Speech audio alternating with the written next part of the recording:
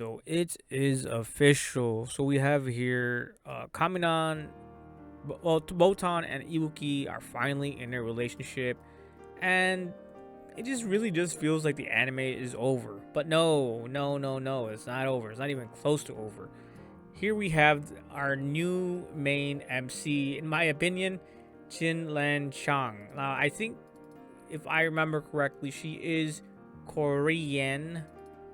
Um, so yeah, she's really just steering the show now. There's not much else to contemplate between Ibuki and Botan. They're dating, they like each other. They're finally getting off. It just does feel like they're so distant now in their relationship because they're so close. It just feels like we can close that chapter in the book. But here we see Chin-lan sitting down, having a drink with Kanade. Kanade. And so Kanade here, it kind of sucks for her because she was more into Ibuki. Like everyone was just having like a love fest with Ibuki. I'm gonna be honest with you, because she's really selective with who she drinks. Normally she drinks by herself, but of course Kamiina swooped in and stole her heart because they both burp while they drink. And so here we have Chin-lan, my new favorite gal, my new favorite character, the new favorite MC. And I really didn't see her being in a relationship. She's actually a pretty new character. I think she was introduced maybe episode 6 or episode 7. So you can see this is episode 10. She hasn't really been around much. So, and as I was saying, Kanade had a huge crush on Ibuki for a long time. Of course, it was very secretive crush that she never revealed to anyone. But Chin-lan, bro, Chin-lan could read her like a book. She would always catch her, taking peeks at Ibuki. So she knew something was there. But then push came to shove, and Kanade was actually about to do something. I think she was about to confess to Ibuki in this episode, but obviously she backed away. She felt really bad about it. She just felt very confused about her feelings. So she wasn't able to confess to this girl, Ibuki. And so because she wasn't able to confess and she felt really down, especially since Ibuki was hanging out with Kamiina, and everyone knows Ibuki's gotten really close to Kamiina, Botan, and because they knew that they're gonna eventually date. Because let's be honest here, if it wasn't for Chin-lan pushing the subject, pushing the narrative, she even asked Ibuki, not Ibuki, but she asked Botan, like right to her face, like, hey, is there anything between you and Ibuki?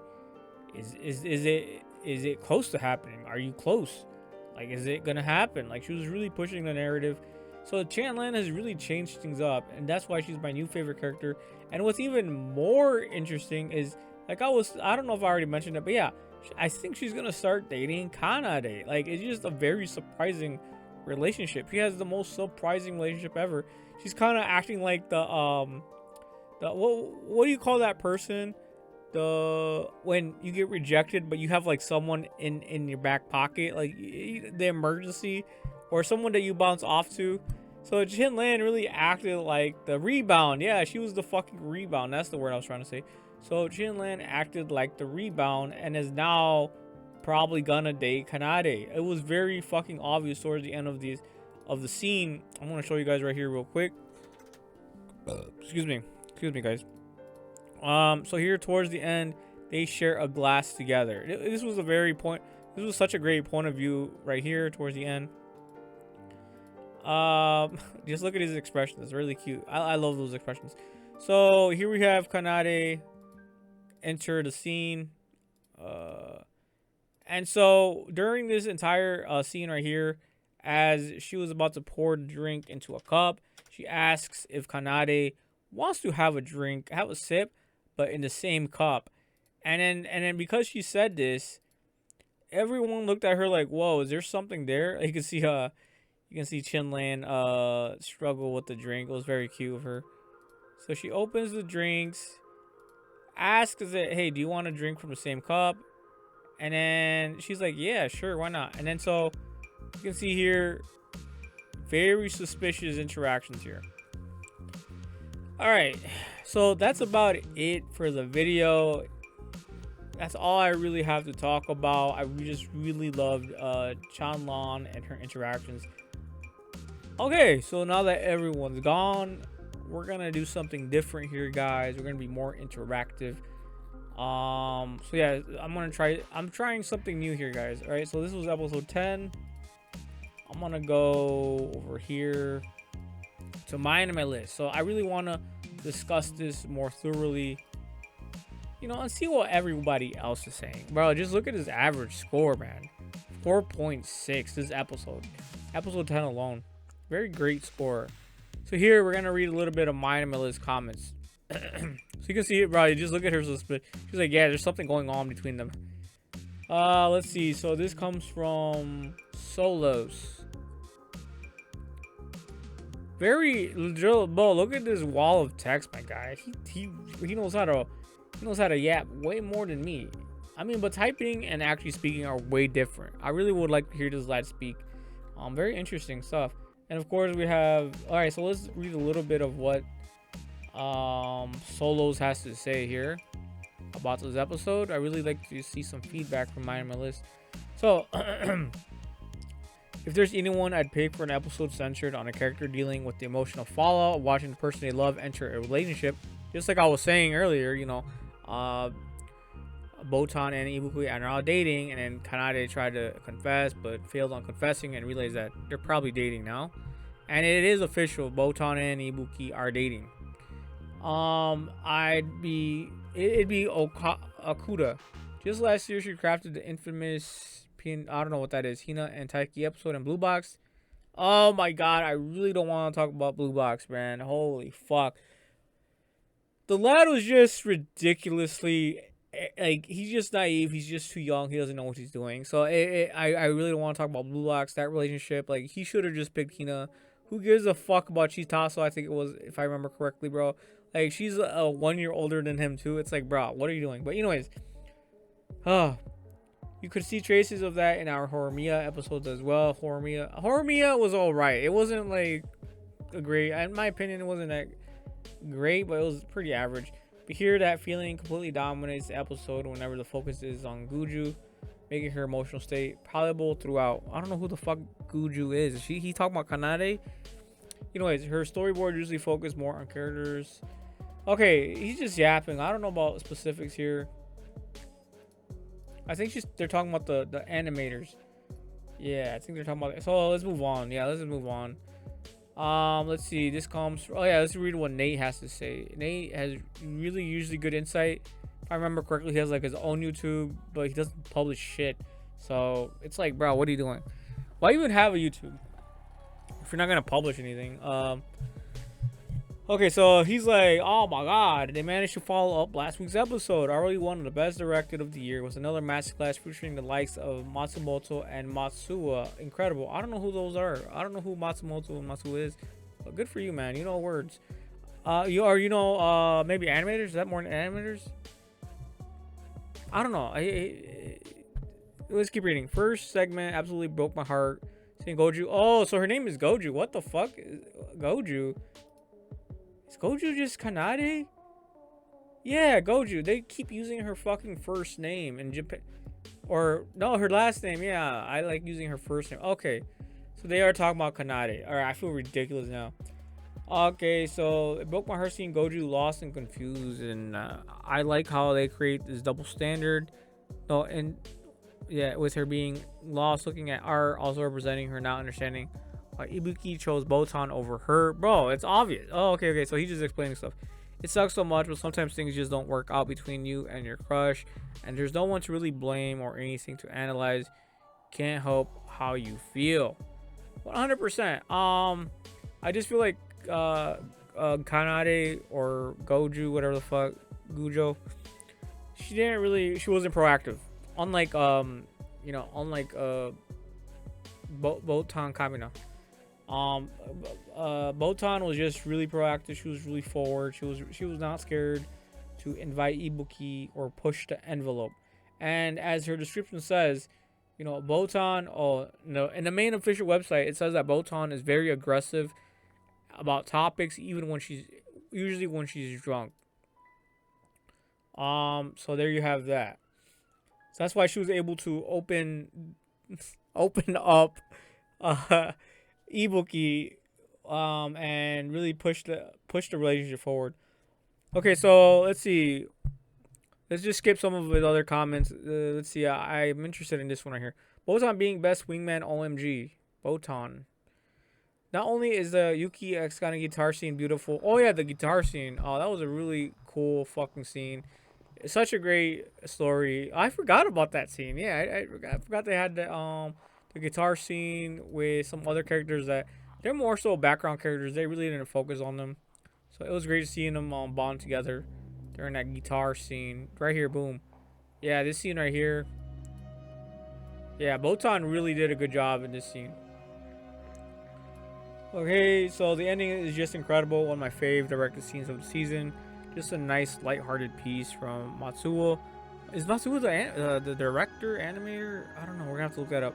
After all the angst of the episode showing the girls' daily routine, as if we're right there with them. The ending was really great. It was like the point of view. The way Chin-lan just walks away from Akane because she didn't know who Marquaz was just got me crying. Never a dull moment in the house full of gays.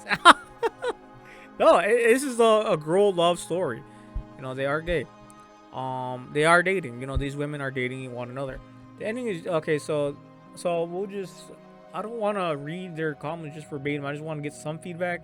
So I might not read everything they say. So next we're gonna read from Phantom. Let's see what he's got to say, or they, or she, or whatever the fuck. I don't know. It's like they're all anonymous online unless I go to their profile. Okay, beautiful episode. Kanade definitely still feels conflicted. Yeah, she uses Kanade. Yeah, not Goju. Still feels conflicted, but I suppose it's fine to hold on to some hope until she realizes Ibuki and Botan are a couple. Now then, she'll be forced to give up on Ibuki, and if she doesn't at the point, then she's just being annoying as fuck.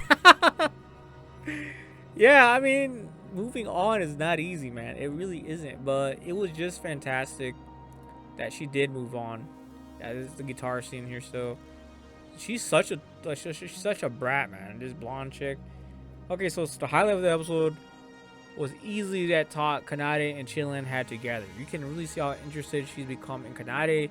I even think Kanade is starting to feel some of that for Chin-lan too, if only starting. No, I 100% think it's starting, and it's taking off like an avalanche, like a fucking avalanche. So Phantom goes on further saying, I swear to those, why literally every girl in this anime's gotta be insanely beautiful. Like this shot, and Chin-lan was so freaking pretty. The way she looks at Kanade, here you can tell she really loves her now. Able to just listen to her yap without care in the world. Okay, so they even made a post here. Yeah, no, 100%. That was a great scene. Very great scene. I'm hoping for the last couple episodes. They just skipped their conclusion here. We're just trying to read some of their comments. All right, so I'm gonna pick a random person here. Let's see. Stop. Okay, so this is from Pendra. All right, so very aesthetic and Yuri. So yeah, Yuri just means gay in Japanese. I like it. Beautiful start. Well, Yuri means more like girls love, I think.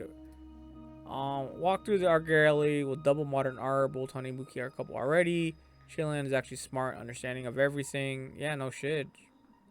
Like I said, man, like Chin-lan just catapulted every single relationship. She really did.